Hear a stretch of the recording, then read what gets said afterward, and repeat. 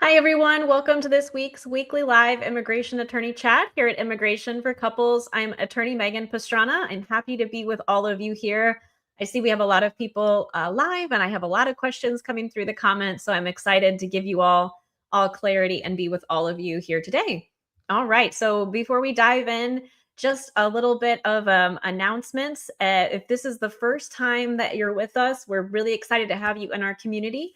Immigration for Couples, our firm is dedicated exclusively to helping couples across the nation and all across the world and navigating the U.S. immigration process. We know that it can feel very overwhelming going through an immigration process, especially right now with all of the policy changes and shifts and turns in immigration. And so we've created a community here and we meet weekly. I have a weekly live Tuesdays at 11 a.m. Eastern time to answer your most burning questions. So if you haven't already done so, be sure to follow, like, subscribe wherever you're watching this. I am streaming this live on Facebook, LinkedIn, YouTube, and Instagram. And by subscribing, following, you'll be notified when our next live event is so you can participate. But again, we do have them every week. Also, we have a free resource center. My amazing team member, Ria, she'll throw that here in the comments, a link to our free resource center. We have a free relationship evidence guide and tons of educational resources, whether you're just starting out or in the middle of your immigration journey. And last but not least, we do have a special right now for Valentine's Day. We're offering a complimentary $50 off consultations with me. So if you have been wanting to get your immigration journey started, or even if you're already in the middle and you're just needing some clarity, guidance, support, we can meet in private, one-on-one, Zoom or phone. And again, there's that coupon in there. It's Love Wins 50. So you can get $50 off and a consultation to meet privately, one-on-one with me. All right, so let's go ahead and dive in here. I do like to ask, and so our regulars know the drill. Where are you at in the world? Where are you at in your immigration journey? And how are you doing? So, Gerald Sperry, it's so lovely to see you. Good morning.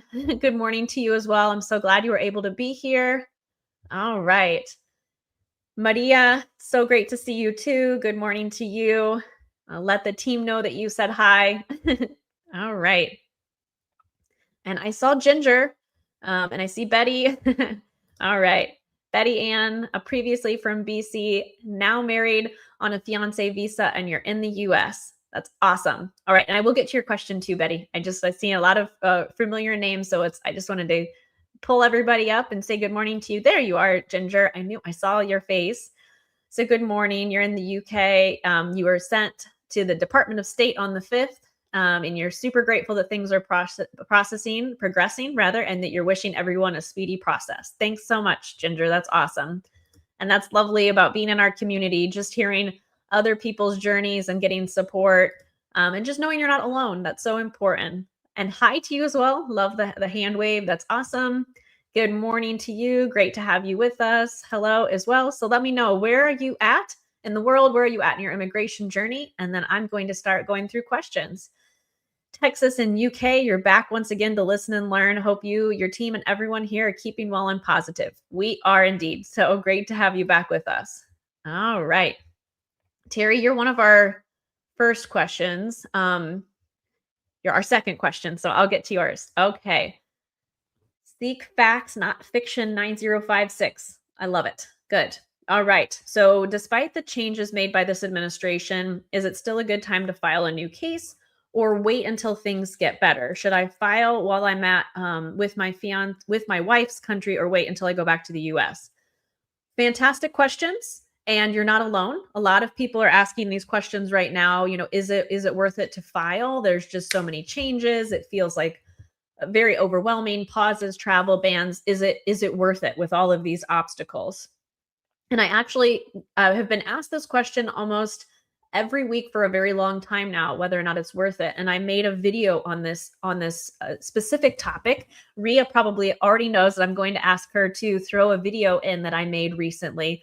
So you can check that out. I talk about the impacts of the changes and the policy changes from this administration and what the truth is. So like you're saying, facts and seeking out those facts and the truth. And so I do that in that video. I really break it down to a more granular level on how those policy changes are impacting immigration. And the answer in my video, as I'll tell you here, is yes. It's still 100% a good time to file. The better question to ask for any couple just embarking on their journey is, do we want to have a life together in the United States? Is that our future? Have you both, once you both talked about your goals and your plans, and if that's where you see yourselves living, then getting started now rather than later is going to secure your future and put you in the best position possible. Immigration is unfortunately always volatile. There's always going to be changes, and it's never going to be a perfect time or a better time to necessarily file. And I speak as an immigration attorney who's helped thousands of couples through the process, and also someone who went through the process herself with my husband.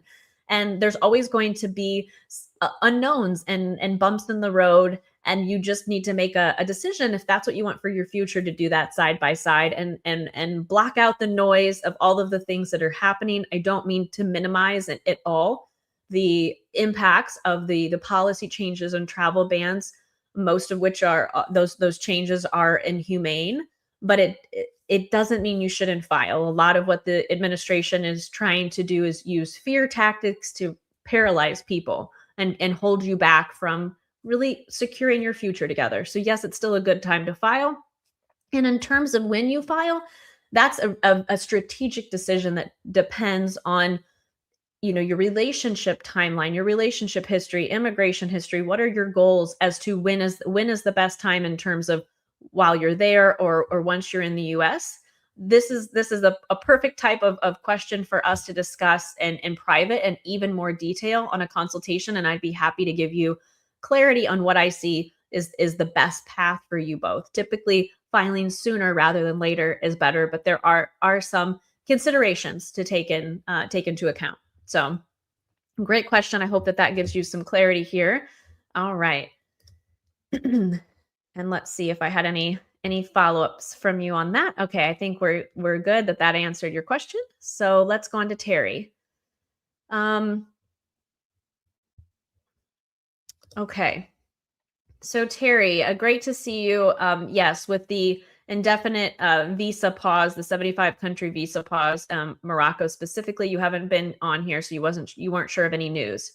Yeah, I hadn't seen you here in a few weeks. So the visa pause, is still in effect. We do have some additional updates in terms of interviews. I know you have said on prior lives that your interview already occurred and that you were waiting on a decision. So we did get some additional updates from the Department of State that even if a country is on the pause list, that they are still conducting interviews. They are just withholding a decision. So for countries that are part of that 75 country pause, you'll still have an interview, but they can't make a decision. They'll have to wait until that pause is lifted. We do also have additional clarification that it does not include fiancé visas, which is a very unique shift from historically we have seen that pauses impact fiance but not spouse. So this time it's the other way around. So those are the most recent updates that I have to share. Get a drink of water here. Yes, and good greetings and good morning to you as well. You're in Georgia. You were married in Honduras currently. Affidavit of support. USCIS denied 5 documents, which I submitted for a second time. I feel like I hit a brick wall. Can your team help review my documents for a resubmission? They seem simple, but for some reason are being denied, like birth certificate, marriage certificate, and so forth. Thanks. And you're the petitioner and U.S. citizen. 100%. You are not alone. The National Visa Center, you're right. Oftentimes immigration might seem simple, but it's so much more nuanced and complex than the optics of it appear. And so you're not alone. We've had a lot of people who are trying to get through the National Visa Center phase, and they keep getting rejected because they're not submitting the right versions, or they're not doing it in the proper format, or the list goes on. There's a lot of reasons why that happens. And so we've had lots of individuals who've come to us in that situation, and we've been able to help them get their case documentarily qualified, get them in line for an interview, and prepare them for the interview and get them to that finish line of green card and visa. So absolutely, this is something we can help with. The first step would be to schedule a consultation. So you can use that link that Ria threw in there, along with that special code that we have, that love wins 50. And I'd be happy to meet with you in private, and we can talk about what it'll look like to work together so we can help you get through that, so you're not hitting that brick wall and getting stuck. So absolutely, we'd love to help you, Hector. All right. Let's see. All right. So, hi to you as well. Is it risky to have your wife from Colombia visit me in the US with her unused tourist visa with a pending I-130? Or is the risk not worth it given the pause going on? So, is it worth it? Of course, being able to spend time together is worth it. Are there risks? Absolutely. And so this is something that we work with our clients on navigating all the time, even when there isn't any kinds of pause or travel bans. Entering the United States while an application is pending on a tourist visa or ESTA has some unique considerations, and you need to be prepared for that. So whenever you have an application pending, like a spouse visa or a fiance visa, but in your case, a spouse visa, you're telling immigration, hey, I have intent to go and live in the US. And that's what you have to show, that your intent is, I'm married, I'm in love, I want to live long term in the US. And then when you're entering with a tourist visa or ESTA, you have to show immigration that you don't have that immigrant intent, that you're just coming for a visit. Legally, it is possible to come on a non-immigrant visa, like a tourist visa, for short visits. But the circumstances surrounding that entry are going to be reviewed by immigration. They're going to determine whether or not you really truly have the right intention to just come and visit, and that you're not planning on staying. We have clients that visit their significant others, spouses, fiancés all the time while the application is pending. And we help them, to navigate that, understanding that when you're coming into the country, being prepared to answer questions honestly, truthfully, and answering only the questions that you're asked, and being prepared for the possibility that they could refuse you entry.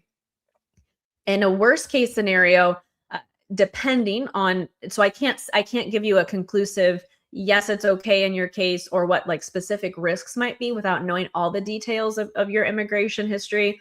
I'm happy to speak with you in private if you're wanting more legal advice specific to your case, but I can speak in general. I can give you some general information. And when you're coming into the country, a few different things can happen. Immigration could decide, hey, yes, you are just coming for this short visit, we'll let you in. Or they could decide, no, we don't think that you're being honest, and they could send you home. And another thing that could happen, a worst case scenario, is if there's other aggravating issues in immigration history. Say if you've previously overstayed or you've worked in the US. I mean, there's a lot of different scenarios. I'm just giving some examples. But if there's other aggravating factors, in a worst case scenario, immigration could decide to give you something called expedited removal. That's the chances of that happening are going to be largely dependent on the specifics of your case, but that's kind of the overview of the potential possibilities and risks. And that would, that could, if that were to happen, that would negatively impact the case. But it is possible to travel, but there's just, like I said, those unique risks. So great, great question. I know that was a lot of information. I hope that helped. Yay, Lisa. Good morning. It's so good to see you. And then Teresa, you're in South Carolina. Great to have you with us. All right. So Betty, I promised I was going to get to your question, and now here we are. You're in the queue. You're previously from BC. Oh, yes. And you said you're married on a K-1 visa and you're in the US. That's awesome. When applying for a green card, for your adjustment of status, how many pictures or proof of relationship should I include? Let's see. Oh, and then for information, your false confidence and the K-1 visa. It took 13 months for my interview and approval. Moved to the US on January 3rd. I just want everybody to not lose hope. Oh, that's very sweet of you. Yes, definitely. Do not lose hope. There's a light at the end of the tunnel, and that's awesome. Yes, and then you said it again here. So that's great, Betty. Thank you for sharing that with everyone. That's so important. So in terms of how much relationship evidence, there's not a set amount of pictures or a set amount of anything.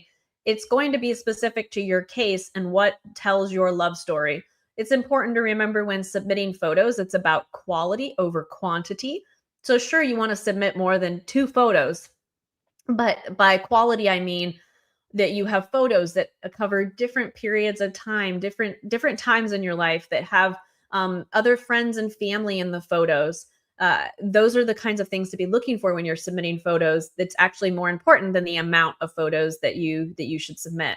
Depending on the length of the relationship, we have some couples that will submit 15, and then others who've been together for years, will submit many more. So there isn't a set number, but do be focused on the having the strong quality evidence over quantity, and paying attention. Do I have photos that cover different periods of time, and that also include friends and family? That it's not just not just the two of you. So, all right. Okay. So, Raphael, you said you and your wife submitted a fiance visa that got approved. You submitted your adjustment of status in December of 2024. She received her fingerprints in February of 2025, and you're still waiting for the interview. And you're not able to ask for information until August of 2026. What is the waiting period right now? So it depends on your state. So the adjustment of status process, the 485, is dependent on the state where you're living. That's your jurisdiction. And so wait times vary. One of the hundreds of policy changes that happened last year was prioritizing adjustment of status cases to be interviewed sooner. So what we have seen is that cases that are filed more recently are getting interviews sooner than cases that were filed a lot longer ago, like yours in December. Doesn't make sense. It's not fair. I know, and that's immigration, and so that's something that we are seeing in terms of a trend. So it can take longer depending on when you filed your adjustment to get an interview. So the waiting period for some couples, we've filed an adjustment in December and already have an interview scheduled for some cases at the end of February and March, for example. Other cases, we filed and it's been more than a year. And because of the jurisdiction, the location, it's a much longer wait. It's like in some states, it's like a 12-month wait, for example. And then like I mentioned with your case, some cases that were filed longer ago are being kind of put on a back burner for interviews. So hopefully your interview comes soon. All right. Okay. Yeah. And you said, sorry, you didn't say hi. That's all right. No worries. Right to business, right to the questions. No, I understand. You were just trying to get your question in there, but hi to you, and you're very welcome. I hope that helped answer your question. All right. And Jose, I wanted to pull up your comment. That's so awesome. Your wife finally made it through the process and you're happy living together. So that's fantastic. We're all celebrating you. So congratulations. Thank you for being here and showing others in the community that there's a light at the end of the tunnel. You've been following us for a long time, and you've given us updates on your journey. And so that's very lovely that you're finally at this juncture. So congratulations. Raphael, you're very welcome. And and Raphael, this goes for you and for everyone. Even if you're in the middle of your case and you're just concerned, like, am I doing things right? Is everything okay? Should I get a second set of eyes? If you did your own application, scheduling a consultation with us, I'm happy to talk with you, and we can talk through the specifics of your case and things that we could do proactively. And Lisa and Maria, they are celebrating you, Jose. So that's awesome. All right.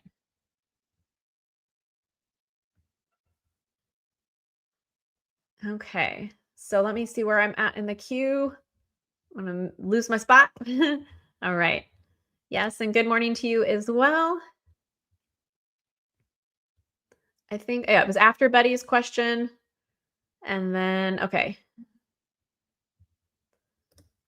I'm not sure. Let's see. Paul, wonder if I follow your question. Monday, my fiance took all of our documents and visited the laboratory. Is it part of the fiance visa before applying a petition needing to go there? I'm not sure if I follow your question. I think you're asking about the medical exam. And so, yes, the medical exam is part of both the fiance visa process, the spouse visa, green card, and you do the medical exam. When you complete the medical exam depends on your case type.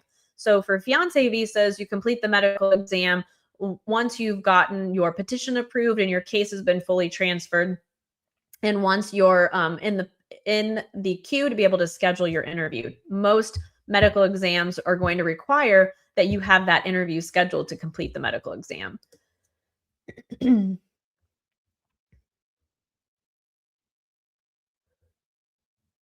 Okay, let me make sure. So you're wanting to know about what you need to take to the interview. Absolutely, you need to take the affidavit of support along with a whole list of other documents. What we prepare for our clients when they go to their interview includes not just the affidavit of support, but an entire financial documents packet, along with an interview packet that includes all of the required civil documents. Depending on your country, depending on your immigration history, and whether or not you've had name changes or been in the military, the list goes on. Your packet of what you need to take will be different than someone else's, but affidavit of support is extremely important.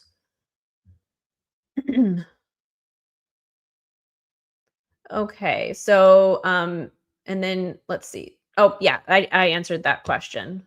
Okay. Yeah, okay, so I know some of you are asking your question more than once, and I know you really wanna get your questions answered, and I want to answer them for you. It helps me a ton if you just ask your question once, I go in the order I receive them. I'm receiving questions from Facebook, LinkedIn, YouTube, and Instagram all coming in, and so I'm answering them in that order. So if you ask your question once, that will really help me, and it'll keep the queue clean, and that way I can go in order. So you're wanting to know about the affidavit of support for the fiance visa, and that's something that you complete and has to be taken to the interview.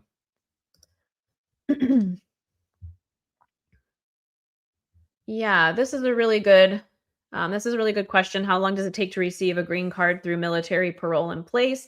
First, for military parole in place, you have to receive an approval on the parole. Military parole right now, with military parole in place right now, is taking much longer in most jurisdictions, and some USCIS offices are accepting them, but they're not reviewing them. So it really just depends on your jurisdiction. If you already have an approved parole, that's fantastic, allowing you to be able to move forward with the adjustment. So how long it's taking pretty long right now. I mean, like I said, there are some states that are still, reviewing and approving them, but we are seeing longer waits overall. Hmm. This is awesome, Monique. And good morning to you as well. I'm happy to see you here. You're watching from North Carolina. Your husband's watching in Nigeria. You're doing well and looking forward to celebrating your 1 year anniversary together in April. Oh, that's wonderful. Congratulations to you both. Okay.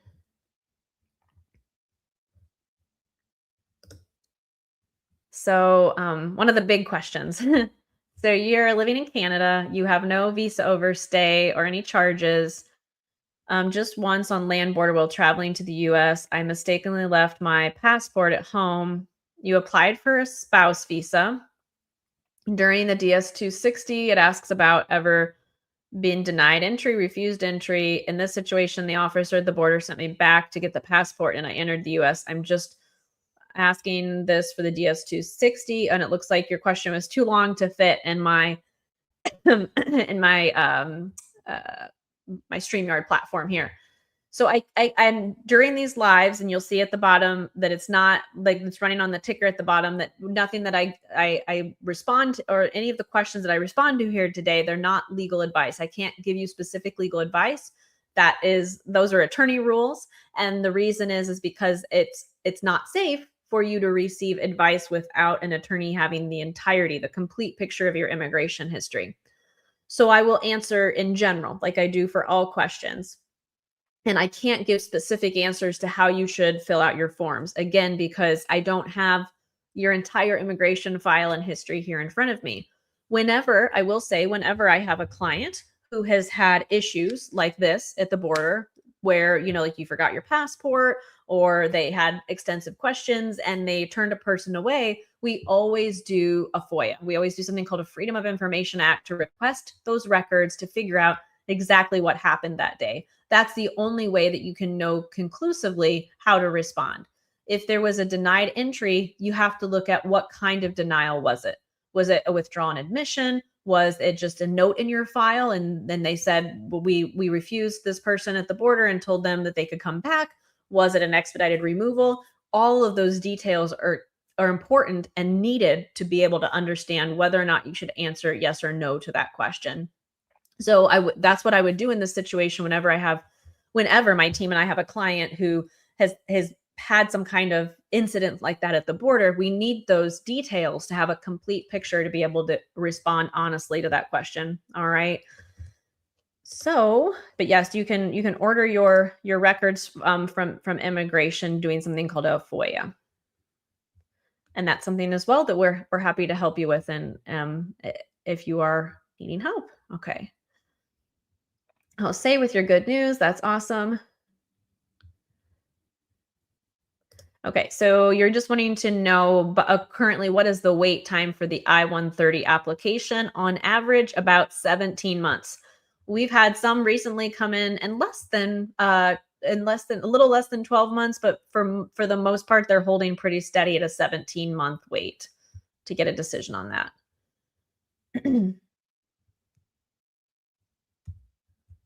Okay, so you got married on January 17th. So congratulations. That's super exciting. Newlyweds. That's really fun.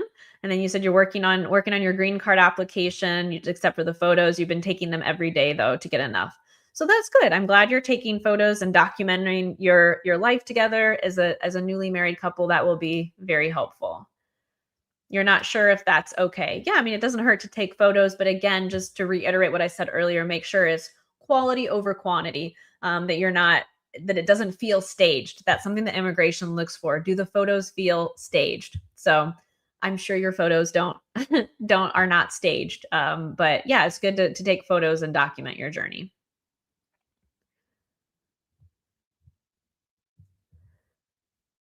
Okay. Yeah, yeah, yep, and that's, you're very welcome for the detailed answer right now. You might just wait on using the tourist visa. You don't want any risks and ruin the case. Yeah, I mean, I totally get it. That's what a lot of clients, they're making, having to make those tough decisions, and only you and your spouse know your risk tolerance. So, yeah, that makes perfect sense. Yes, you're very welcome. Oh, yes, Teresa, you were telling Monique, congratulations that your husband's from Nigeria too. It's such a lovely community that you can all come together and feel connected. And like I've said so many times here, know that you're not alone. Um, okay, so you're trying to get a police clearance, and the country doesn't issue them due to their process. Can you submit alternate supporting documents to the embassy? It's possible. You have to look at the immigration requirements from the National Visa Center to see if that police clearance is waived. If it's not, you have to go through a formal process with the U.S. Embassy or consulate to get that requirement waived. So before you submit any alternate documents, again, you need to check what immigration requirements in the National Visa Center say. Sometimes they'll say we will accept these alternate documents, and others will say we don't accept any alternate documents. We have to have this specific one. Oh, you're very welcome, Monique. So lovely to see you. All right. I think I've gotten through all of the questions. If I didn't, I apologize. I do need to jet to my next appointment here. It was very lovely to be with all of you. I hope you have a fantastic day. I will be here next week at 11 a.m. Tuesday, 11 a.m. Eastern time to answer your questions. In the meantime, Ria already did. She put the links into the resource center. Be sure to subscribe and follow so that way you'll be notified for our next live event so you can attend. Take care of yourselves, take care of each other, hang in there. We'll get to the finish line together. All right, take care, everyone. Bye.